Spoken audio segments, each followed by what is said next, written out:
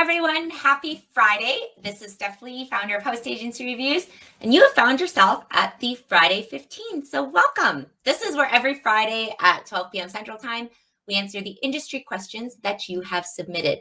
If you have a question for us, and I hope you do, because we love to answer them, you can go to hostagencyreviews.com/Friday15, or you can check in the description and find the link to that there. So before we get started today, I wanted to go ahead and give a thanks to our sponsor, Uniglobe Travel Center, and we'll just hear a quick ad from them, and then we'll get into the questions. Who says you have to go it alone while building or expanding your travel business? Partnership, networking, community, and support are essential elements to your success. At Uniglobe Travel Center, we've made it our mission to deliver the tools and resources you need while providing the freedom and respect you deserve. For over 26 years, we've hosted the most productive travel professionals in the business, and we're just getting started. Come see what we're all about at Uniglobe Travel Center. Well, a big thank you again to Uniglobe, and I think that's actually April from their team doing the voiceover, and fabulous job there, April, if that was you. So we will put a link to Uniglobe Travel Center's profile if you're interested in taking a look at anything about their program. So let's see. So before we get into questions, a few things I wanted to go over. So one, if you subscribe to our podcast feed, you probably saw this drop, I think like a week or two ago, but we just had a new Travel Agent Chatter podcast episode drop. And the Travel Agent Chatter podcast, just so you know, is a little bit different from our Friday 15, where we do 15 minutes where we answer questions. The Travel Agent Chatter one are in-depth interviews. They're usually about an hour to an hour and 15 minutes, where we interview successful agencies and pick out the ideas that have really made their agency successful and share them with you. And this last one we did was really fun. It's with Ashley Morris from Alpaca Your Bags Travel. Cutest name ever. And so she specializes in destination weddings and honeymoons. Her average size for her destination weddings and honeymoons is 80 to 90 guests. And she has a really impressive close ratio of 75% after she can get them on the free consultation calls. So there's a lot that any advisor, whether you're in the destination wedding space, the group space, and even if you're not doing groups, she is a brilliant marketer. She used to work at an ad agency. Her website is delicious, like to look at, and the content on it is so attractive. I can say personally that when I was doing some research before our call and reading through her website, I was totally sold on Ashley before we ever even got on a call to record, because she does such a great job with content. So there's a lot of inspiration for any advisor in there, and I would highly recommend it. It is well worth the 60 minutes or 75 minutes of your time to learn from this almost 10-year veteran that is currently on track for $4 million in sales in 2023. Let's see other things. I hate to be the bearer of bad news, but tax season is coming up. So I also want to put a link in our show notes to our travel expenses article. And the reason I want to is because as a travel advisor, whether you're new or experienced, we all know that with owning a business comes write-offs. But with travel, it can be a little bit tricky when you're in the travel business, because can you write off any trip? We go really in depth on that. If you go to our site and go to hostagencyreviews.com, and up in the search bar, you can type in travel expenses, or you could just click on the link in the description, and it'll pull up a very in-depth article on what you can and can't write off. And here's some bad news for those of you that do a lot of cruising. Cruising actually isn't as easy to write off as you would think. A seminar at sea you think would be 100% tax deductible. It is not, and most likely it may not be deductible. We talk about it more in the article, but the IRS is very specific. It has a lot of, what would I say? There's a lot of strings attached to if you want to write something off. And even if you write off a cruise seminar at sea and you meet the 15 requirements, and the requirements are things like all the ports of call need to be in the US. And so that's not most cruise lines. But even if you meet all of that, it caps out at, I think, like it's either $2,000 or $2,500 for the expenses. So it's well worth taking a read. Even if you're using an accountant, they the tax code is huge and they are not familiar with the travel industry things and most likely do not know anything about this cruise line thing. So make sure to check that out. Again, we'll put the link in the comments. And then lastly, before we get into our questions, we are going to be at the Travel Agent Forum March 31st in Vegas. So in a few weeks, and we'll be there. We'll have a booth. We'll also be moderating a panel on host agencies. So if you're planning on going there, please email us at hello@hostagencyreviews. We'd love to meet up, or you can stop by our booth and say hello. We love to meet our listeners. Yeah, and we'll put a link to it in the comments if you're not familiar with it so you can check it out. So let's get into our first question. This one is from Gary. And Gary, thanks for being patient since I couldn't get this last week. So how do you go from not charging a research or consultation fee to charging a fee? What would be a good fee range for new travel advisors? Oh, such a good question, Gary. And I have such a great answer for you. So let me first of all start by, I'm going to share the screen because we issue out. So actually in about a month, our annual survey is going to start. So you'll hear us talking about that an awful lot. And the way the data that we get from the survey is what we use to create these reports, which are helpful, so helpful to everyone in the industry, whether you're an advisor, a supplier, an association. It gives a lot of great data about the industry and we publish it out for free. So let me, I'm just going to pull up our, let's see, our hosted advisor report. So this is specific to the host agency segment. We also have reports on the independent travel advisor if you're independently accredited, and we'll put a link to that in the show notes. But let me see. So I'm going to scroll down here. Mary has created this nice table of contents that allows me to just click on consultation free trends. So Gary, a couple things for you that should give you a little bit more confidence about charging fees. So one is that when people are charging consultation fees, 87% of them charge a flat fee. So that's by far the most common kind of way of delivering the fee or the structure of it. And then if we're looking at that, you're asking what kind of is a good range for those fees. So $200 was the median flat fee that people charge. But one thing to keep in mind with this, Gary, is that that is really going to depend on your niche. So typically, if you're specializing in cruises, that rate, the flat fee has been lower than the 200. If you're in something like luxury or like Ashley with her Alpaca Your Bags Travel, she charges, upwards of thousands of dollars for her consultation fee. And people that are doing destination weddings or something where you're doing a big group, I think it usually will start out around $500 for that and go up, but it definitely can go into the thousands of dollars depending on what your niche is and how big the groups are, etc.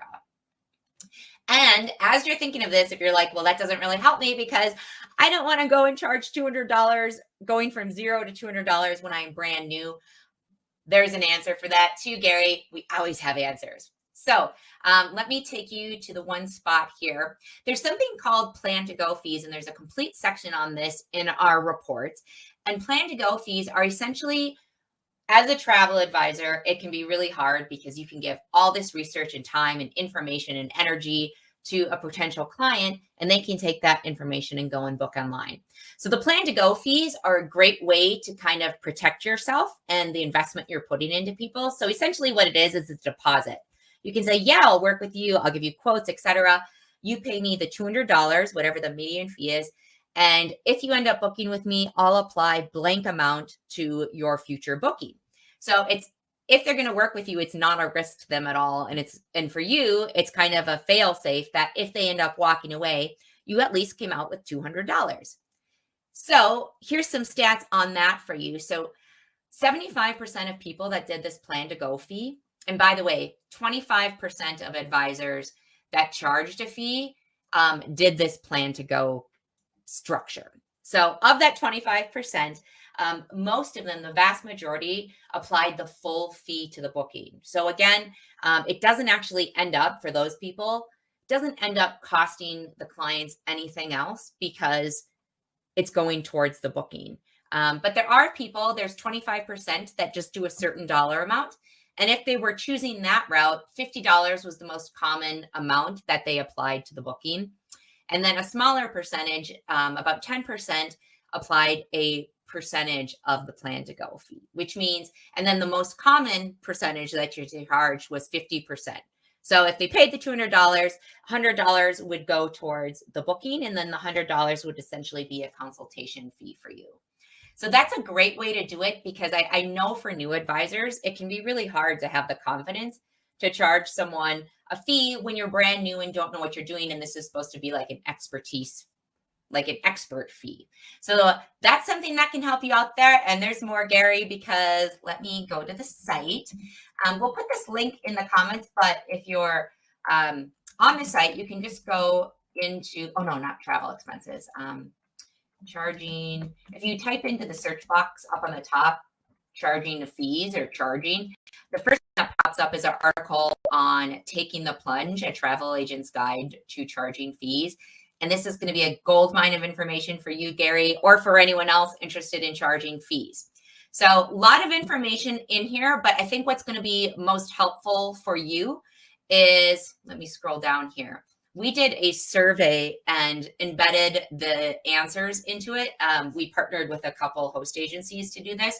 So I think there's 60 advisors that shared this information. So we asked them, what verbiage do you use to communicate your fees to your clients? So that gives you a ton, again, like 50 or 60 different ways of communicating to your client about this fee in a way that feels comfortable for you and confident.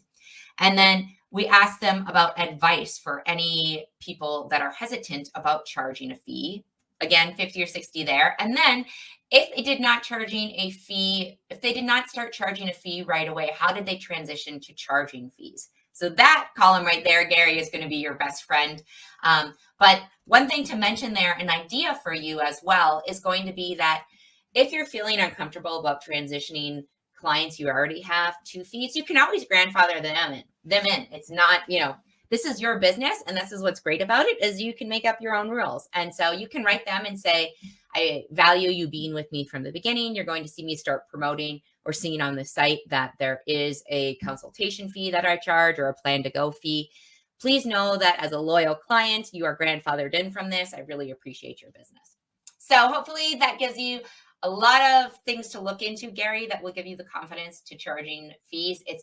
I think it's a fantastic idea, especially in light of what happened with COVID, where when you rely 100% on commissions, that's very, very challenging.